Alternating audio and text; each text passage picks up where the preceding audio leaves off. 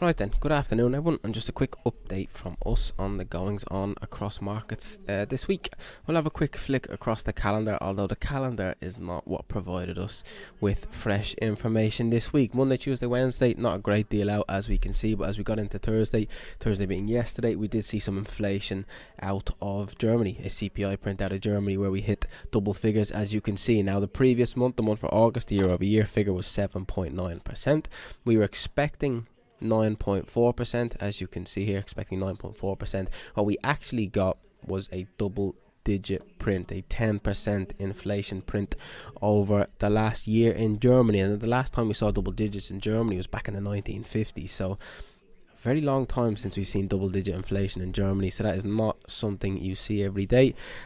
Has not really resulted in a lot of euro direction. As we come across into today, then the busiest day of the calendar will come to the inflation rate out of the eurozone as a whole.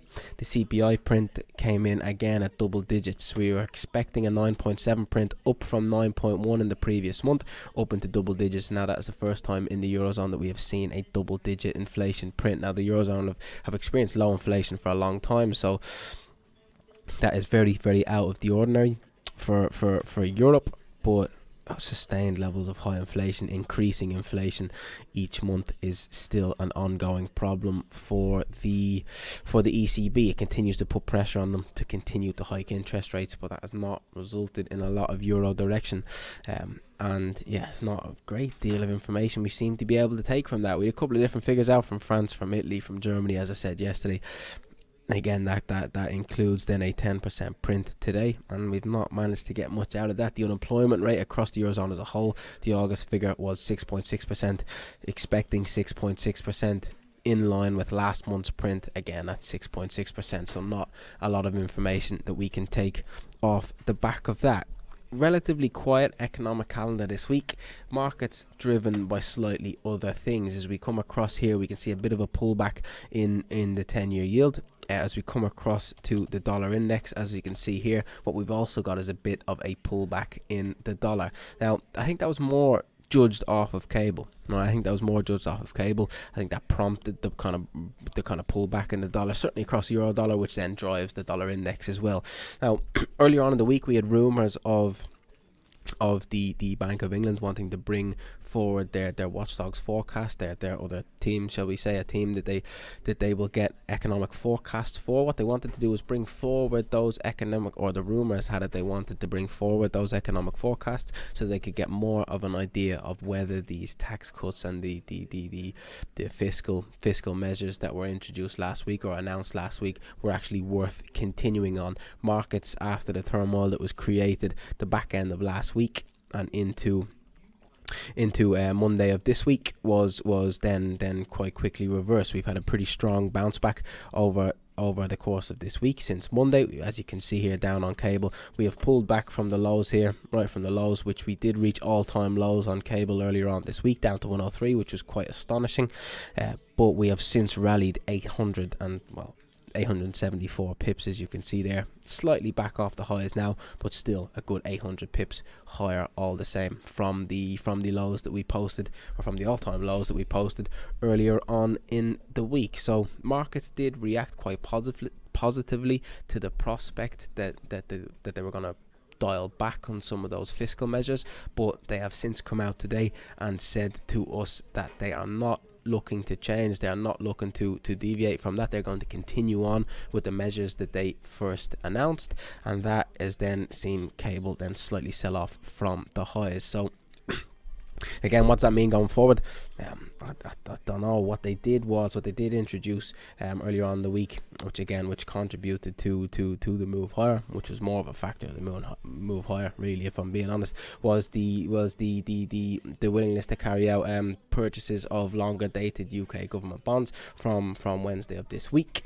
What that was designed to do was to restore orderly market conditions. Now that has proved some respite for some UK related assets, but the effect then of last week's measures continued, made sterling sell off over last Friday and into Monday of this week.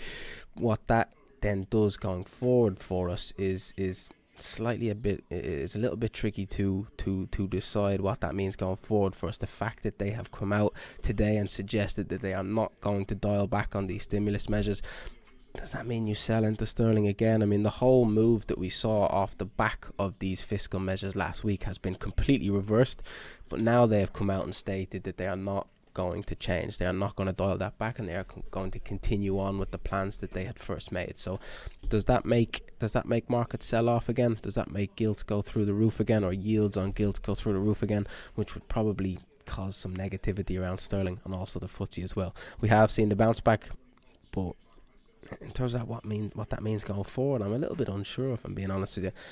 I'd probably still look to sell it again. I mean, the UK's got a lot of problems with the economy now at the moment. It is still it's the only economy in the G7 that is not past the pre-COVID levels of growth. So that is one to keep an eye on, definitely. And it probably still looks like sell sterling, really, unless we get a broader base dollar pullback. Probably still looks like that after today's information, but I'm not 100% sure. I'll probably have to wait until next week to see more information. But apart from that, then, if we look across some other markets, this dollar yen chart, what the Bank of Japan came out and did this week was they said that they're going to continue or they're going to increase unplanned bond purchasing to keep the 10-year yield down. If yields across the board continue to move higher, that should drag this dollar yen chart higher, and then should present some opportunities on continued yen weakness. But above this 145 level that we are rejecting at the moment, the Bank of Japan did send it back down last week.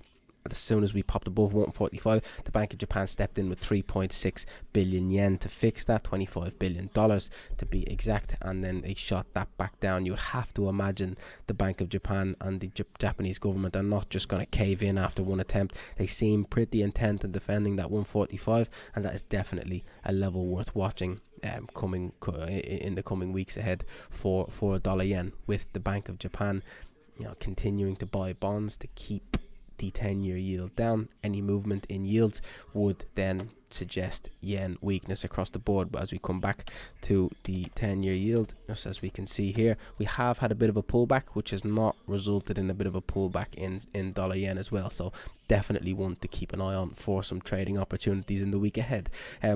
Look across the stocks, have a quick look at the S&P 500. We can see this level across here. We are rejecting this low across here.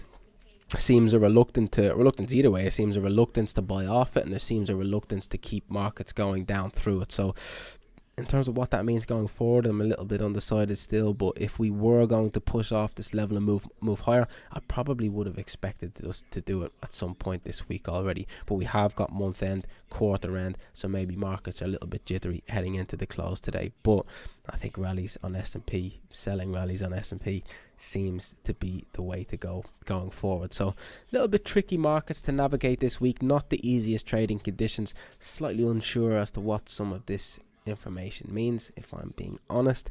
But you've got to be honest with yourself as a trader. If you are a little bit unsure of something, it is best to not act. So I think we'll need a little bit more information, a little bit more time for markets to adjust to these fresh pieces of information, and then we can look to try and trade off them. But for now, definitely a bit of hesitation across multiple different markets over the course of today, and certainly towards the back end of this week. As we bring it back to the calendar, just have a quick look ahead into next week. We can see a relatively quiet economic calendar again. Certainly on Monday we do have a manufacturing PMI out of the US, which is worth looking at. We do have the RBA on Tuesday. They're expected to hike interest rates again by 50 basis points. Well, we would expect them to keep sticking with the script that a lot of central banks are sticking with. They've got to hike interest rates to cool down inflation, but they are going to remain data dependent going forward. In their Q2 inflation readings, that printed 6.1%. The Q1 inflation readings came in at 5.1%, so still an increase in inflation in Q2. We'll be seeing some Q3 figures now in the next couple of weeks, so we will have to then probably wait for that figure to see what sort of adjustments we can get going forward. But a 6.1% inflation print is not the highest, certainly in the G8, so the reason why their interest rates are slightly lower is probably then due to the fact that inflation is also slightly lower than other developed nations.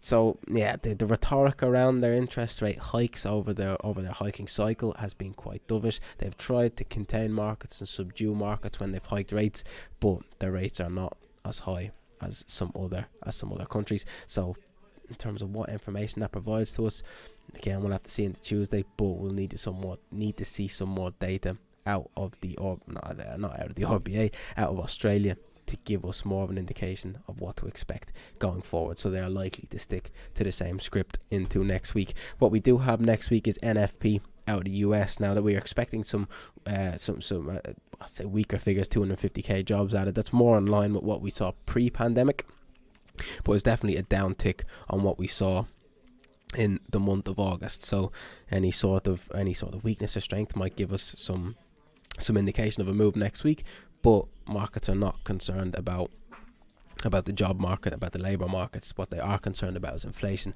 and growth, and how they can fix both of those problems. High levels of inflation, low levels of growth, I think are more important than the labour market in each of the economies right now. So again, the unemployment rates, the labour market figures are not central bank's main focus of attention, but it's definitely something that they will continue to look at. So they're the main bits of information out next week. A hike from the RBA and NFP next week.